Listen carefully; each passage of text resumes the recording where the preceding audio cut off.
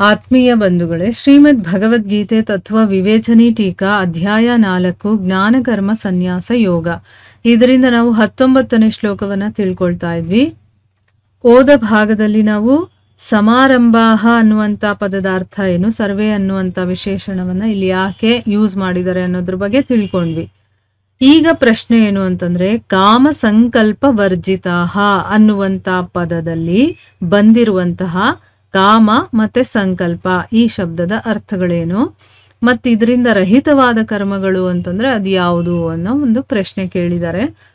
ಉತ್ತರ ಏನು ಅಂತಂದ್ರೆ, ಹೆಂಡತಿ ಆಗಿರ್ಬೋದು, ಮಕ್ಕಳಾಗಿರಬಹುದು, ಧನ, ಮನೆ, ಮಾನ, ದೊಡ್ಡಸ್ತಿಕೆ, ಪ್ರತಿಷ್ಠೆ ಮತ್ತೆ ಸ್ವರ್ಗದ ಸುಖ, ಈ ರೀತಿ ಈ ಲೋಕ ಆಗಿರಬಹುದು, ಪರಲೋಕದ ಎಷ್ಟು ವಿಷಯಗಳಿದೆಯೋ, ವಿಷಯಗಳು ಅಂತಂದ್ರೆ ಪದಾರ್ಥಗಳು ಅಂತ ಅರ್ಥ, ಅಂಥದ್ದು ಎಲ್ಲ ಅದರಲ್ಲಿ ಯಾವುದನ್ನಾದರೂ ಕೂಡ ಸ್ವಲ್ಪ ಆದರೂ ನಾವು ಇಷ್ಟಪಟ್ಟಿರುವಂಥದ್ದಾದರೆ, ಈಗ ಮನೆ ಬೇಕು ಅಂತನೋ, ನನಗೆ ಒಳ್ಳೆ ಹೆಂಡತಿ ಸಿಗಲಿ ಅಂತನೋ, ಮಾನ ಆಗಿರ್ಬೋದು, ನನಗೆ ನನಗೆ ದೊಡ್ಡಸ್ತಿಕೆ ಬೇಕು ಅಂತನೋ, ಸ್ವರ್ಗ ಬೇಕು ಅಂತನೋ, ಈ ರೀತಿ ಈ ಲೋಕದಲ್ಲಿ ನಮಗೆ ಬೇಕಾಗಿರುವಂಥದ್ದಾಗಿರಬಹುದು, ಅಥವಾ ಪರಲೋಕ ಅಂದರೆ ಬೇರೆ ಸ್ವರ್ಗಲೋಕಗಳಿದೆಯಲ್ಲ ಅದರ ಒಂದು ಆಸೆ ಏನಾದರೂ ಸ್ವಲ್ಪ ಮಟ್ಟಿಗಾದರೂ, ಕಿಂಚಿನ್ ಮಾತ್ರ ಅಂತ ಹೇಳ್ತಾರೆ, ಅಷ್ಟಾದರೂ ನಮಗೆ ಇಷ್ಟ ಇದ್ದರೆ ಅದರ ಹೆಸರು ಕಾಮ ಅಂತ ಹೇಳೋದು.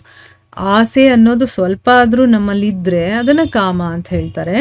ಅದೇ ರೀತಿ ಯಾವುದೇ ವಿಷಯವನ್ನ ಮಮತೆ, ಅಹಂಕಾರ, ರಾಗದ್ವೇಷ ಮತ್ತೆ ಆಕರ್ಷಣೆ ಇರುವಂತಹ ಬುದ್ಧಿಯಿಂದ ಸ್ಮರಣೆ ಮಾಡುವಂತಹ ಹೆಸರನ್ನ ಸಂಕಲ್ಪ ಅಂತ ಹೇಳ್ತಾರೆ.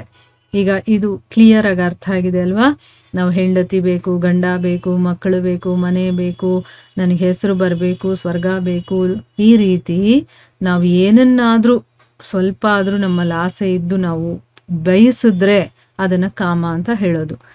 ಮತ್ತು ಯಾವುದೇ ವಿಷಯವನ್ನಾಗಿರಬಹುದು, ಈಗ ಹಣದ ವಿಷಯನೇ ಆಗಿರಬಹುದು ಅಥವಾ ಬೇರೆಯವ್ರ ವಿಷಯನೇ ಆಗಿರಬಹುದು, ಒಂದು ಮಮತೆ ಇಟ್ಕೊಂಡು, ಅಹಂಕಾರ ಇಟ್ಕೊಂಡು, ರಾಗದ್ವೇಷದ ಒಂದು ಬುದ್ಧಿ ಇಟ್ಕೊಂಡು ಅಥವಾ ಆಕರ್ಷಣೆಯ ಬುದ್ಧಿ ಇಟ್ಕೊಂಡು ನಾವು ಸ್ಮರಣೆ ಮಾಡ್ತೀವಲ್ವಾ, ಅದಕ್ಕೆ ಸಂಕಲ್ಪ ಅಂತ ಹೇಳ್ತಾರೆ.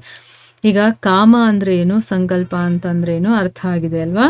ಕಾಮನೆ ಅನ್ನೋದು ಸಂಕಲ್ಪದ ಕೆಲಸ, ಮತ್ತೆ ಸಂಕಲ್ಪ ಅದಕ್ಕೆ ಕಾರಣವಾಗಿರುತ್ತೆ. ಅಂದರೆ ವಿಷಯಗಳನ್ನು ಸ್ಮರಣೆ ಮಾಡೋದ್ರಿಂದನೇ ನಮಗೆ ಅವುಗಳಲ್ಲಿ ಆಸಕ್ತಿ ಅನ್ನೋದು ಉಂಟಾಗಿ ಕಾಮನೆಯ ಉತ್ಪತ್ತಿ ಆಗುತ್ತೆ.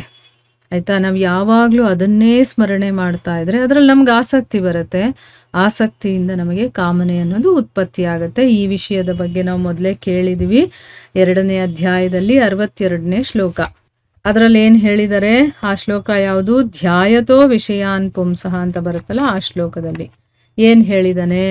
ವಿಷಯಗಳನ್ನ ಚಿಂತನೆ ಮಾಡುವಂತಹ ಮನುಷ್ಯನಿಗೆ ಆ ವಿಷಯದಲ್ಲಿ ಆಸಕ್ತಿ ಅನ್ನೋದು ಬರುತ್ತೆ.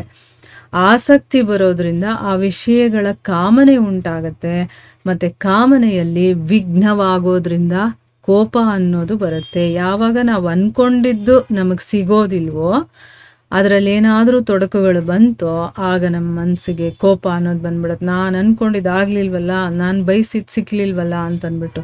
ಸೊ ಮೊದಲನೇ ಕೆಲಸ ಯಾವುದು? ಚಿಂತನೆ ಮಾಡೋದು, ಸಂಕಲ್ಪಗಳು, ಆ ವಿಷಯದ ಬಗ್ಗೆನೇ ಯೋಚನೆ ಮಾಡೋದು. ಯೋಚನೆ ಮಾಡಿದಾಗ ಏನಾಗುತ್ತೆ, ಆ ವಿಷಯದಲ್ಲಿ ನಮಗೆ ಆಸಕ್ತಿ ಬರುತ್ತೆ. ಆಸಕ್ತಿ ಬರೋದ್ರಿಂದ ಏನಾಗುತ್ತೆ, ಅದರಲ್ಲಿ ಕಾಮನೆ ಅನ್ನೋದು ಆಗತ್ತೆ. ನನ್ನ ಕಾಮನೆ ಈಡೇರಲಿಲ್ಲ ಅಂತಂದಾಗ ನನಗೆ ಆಟೋಮೆಟಿಕ್ಕಾಗಿ ಕೋಪ ಅನ್ನೋದು ಬರುತ್ತೆ. ಆ ವಿಷಯದ ಬಗ್ಗೆ ಆ ರೀತಿ ಆ ಶ್ಲೋಕದಲ್ಲಿ ಹೇಳಿದ್ದಾರೆ.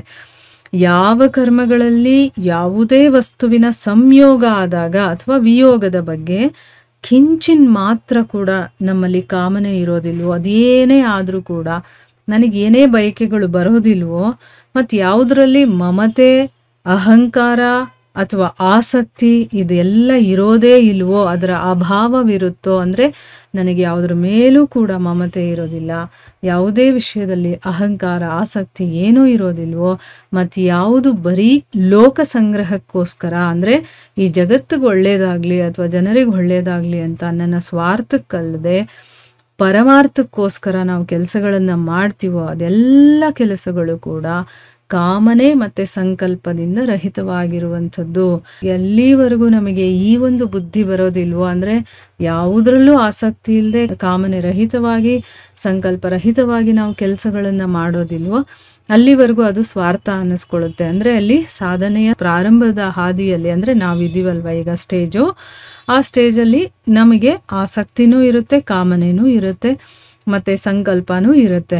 ಆದರೆ ನಾವು ಯಾವಾಗ ಜ್ಞಾನವನ್ನು ತಿಳ್ಕೊಳ್ತಾ ಸಾಧನೆ ಮಾಡ್ತಾ ಮಾಡ್ತಾ ನಮ್ಮ ಜೀವನದಲ್ಲೂ ಅದನ್ನು ಅಳವಡಿಸ್ಕೊಂಡು ಅದನ್ನು ಮಾಡ್ತಾ ಹೋಗ್ತಿರ್ತೀವೋ, ಸ್ಟೆಪ್ ಬೈ ಸ್ಟೆಪ್ ನಮಗೂ ಕೂಡ ಅದು ಬರ್ತಾ ಹೋಗುತ್ತೆ. ಸ್ವಲ್ಪ ಸ್ವಲ್ಪ ನಾವು ಬಿಡ್ತಾ ಹೋಗ್ತೀವಿ. ಬಿಡ್ತಾ ಹೋಗಿ ಹೋಗಿ ಹೋಗಿ ಒಂದು ಸ್ಟೇಜ್ ಬರುತ್ತೆ. ಆಗ ನಮ್ಮಲ್ಲಿ ಯಾವುದೇ ಕಾಮನೆಗಳು ಇರೋದಿಲ್ಲ, ಸಂಕಲ್ಪಗಳು ಬರೋದಿಲ್ಲ. ಅಂಥ ಒಂದು ಸ್ಟೇಜ್ಗೆ ಬರಬೇಕು ನಾವು ಅಂತಾನೆ ಇದನ್ನೆಲ್ಲ ಕೇಳ್ತಾ ಇರೋದು. ಆಯಿತಾ? ಭಗವಂತ ಇಲ್ಲಿ ಯಾಕೆ ಹೇಳ್ತಾ ಇದ್ದಾನೆ ನಮಗೆ ಅಂತಂದರೆ, ನಾವೆಲ್ಲರೂ ಕೂಡ ಆ ಒಂದು ಮಟ್ಟಕ್ಕೆ ತಲುಪಬೇಕು ಅಂತ. ಆಯಿತಾ? ಅದಕ್ಕೆ ನಮಗೆ ಬೇಕಾಗಿರುವಂಥದ್ದು ಶ್ರದ್ಧೆ ಮತ್ತು ಭಕ್ತಿಯಿಂದ ಇದನ್ನು ಕೇಳಿ ಅರ್ಥ ಮಾಡ್ಕೊಳ್ಳೋ ಅಂತ ಪ್ರಯತ್ನ ಮಾಡಬೇಕು. ಆಯಿತಾ? ಬರೀ ಕೇಳೋದು ಈ ಕಿವಿಯಿಂದ ಆ ಕಿವಿಯಿಂದ ಬಿಟ್ಬಿಟ್ರೆ ನನಗೇನು ಯೂಸ್ ಆಗೋದಿಲ್ಲ ಅಲ್ವಾ? ಇಲ್ಲಿ ಹೇಳಿರುವಂಥ ಒಂದೊಂದು ವಿಚಾರವನ್ನು ಕೂಡ ಸ್ವಲ್ಪ ಕೂತ್ಕೊಂಡು ಮನನ ಮಾಡಿದಾಗ ನಮಗಿನ್ನೂ ಚೆನ್ನಾಗಿ ಅರ್ಥ ಆಗುತ್ತೆ. ಆವಾಗ ನಮ್ಮ ಜೀವನದಲ್ಲಿ ಅಟ್ಲೀಸ್ಟ್ ಒಂದು ಸ್ವಲ್ಪ ಆದರೂ ನಾವು ಅಳವಡಿಸ್ಕೊಳ್ಳೋದಕ್ಕೆ ಪ್ರಯತ್ನ ಮಾಡ್ತೀವಿ. ಈಗ ನೋಡಿ, ನಾವೇನೇ ಕೆಲಸ ಮಾಡ್ತಾ ಇದ್ರು ಕೂಡ ಕಾಮನೆ ರಹಿತರಾಗಿ ಮಾಡಬೇಕು ಅನ್ನೋದು ನಮಗೆ ಗೊತ್ತಾಗಿದೆ. ಆದಷ್ಟು ಮಟ್ಟಿಗೆ ಇದನ್ನು ನಾವು ಅಳವಡಿಸ್ಕೊಳ್ತಾ ಇದ್ದೀವಿ ಅಲ್ವಾ? ದೇವಸ್ಥಾನಕ್ಕೆ ಹೋಗ್ತೀವಿ, ಅಲ್ಲಿ ಭಗವಂತನನ್ನು ನೋಡಿ ಆನಂದ ಪಡಬೇಕಷ್ಟೇನೆ. ಅಲ್ಲಿ ಇದು ಕೊಡು ಅದು ಕೊಡು ಅಂತ ವ್ಯಾಪಾರ ಮಾಡೋಕ್ಕೆ ಹೋಗಬಾರ್ದು ಅನ್ನೋದು ನಮಗೆ ಗೊತ್ತಾಗಿದೆ. ಸೊ ಈಗ ನಾವು ದೇವಸ್ಥಾನಕ್ಕೆ ಹೋದಾಗ ಆನಂದವನ್ನು ಅನುಭವಿಸ್ಬೇಕಷ್ಟೇ. ಆ ಭಗವಂತನೇ ಆನಂದದ ಸಾಗರ, ಅವನ ಅಲಂಕಾರ, ಅವನ ಒಂದು ಪಾದಗಳನ್ನು ನೋಡೋದು, ಅವನ ಒಂದು ಶೃಂಗಾರವನ್ನು ನೋಡೋದು, ಅದನ್ನು ನೋಡ್ತಾ ನೋಡ್ತಾ ಕಣ್ಣು ತುಂಬಿಸ್ಕೊಂಡು ಆನಂದ ಪಡಬೇಕೇ ಹೊರತು ಅಲ್ಲೋಗ್ಬಿಟ್ಟು ನನಗಿದು ಕೊಡು ನನಗದು ಕೊಡು ಅಂತಂದ್ಬಿಟ್ಟು ಅಲ್ಲೂ ಕೂಡ ನಾವು ಬರೀ ಕಾಮನೆಗಳನ್ನು ಅದನ್ನು ಮಾಡ್ತಾ ಇದ್ರೆ ಏನೂ ಪ್ರಯೋಜನ ಇಲ್ಲ. ಆಯಿತಾ? ನಾವು ಅಲ್ಲೇ ಇರಬೇಕಾಗುತ್ತೆ. ನಾವು ಏನಿದ್ರೂ ಕೂಡ ಮನಸ್ಫೂರ್ತಿಯಾಗಿ ಸಂತೋಷವಾಗಿ ಅದನ್ನು ಮಾಡಬೇಕೇ ಹೊರತು ಅಲ್ಲಿ ಯಾವುದೇ ಕಾಮನೆಗಳನ್ನು ಇಟ್ಕೋಬಾರ್ದು ಅನ್ನೋದು ನಮ್ಗೆ ಇವಾಗ ಸ್ವಲ್ಪ ಮಟ್ಟಿಗಾದರೂ ಗೊತ್ತಾಗಿದೆ. ಇದನ್ನು ನಮ್ಮ ಜೀವನದಲ್ಲಿ ಅಳವಡಿಸ್ಕೊಳ್ಳೋ ಪ್ರಯತ್ನವನ್ನು ನಾವು ಮಾಡ್ತಾ ಹೋಗಬೇಕು. ಆಯಿತಾ? ಮುಂದಿನ ಪ್ರಶ್ನೆಯನ್ನು ನಾವು ಮುಂದಿನ ಭಾಗದಲ್ಲಿ ತಿಳ್ಕೊಳ್ಳೋಣ. ಹರೇ ಕೃಷ್ಣ.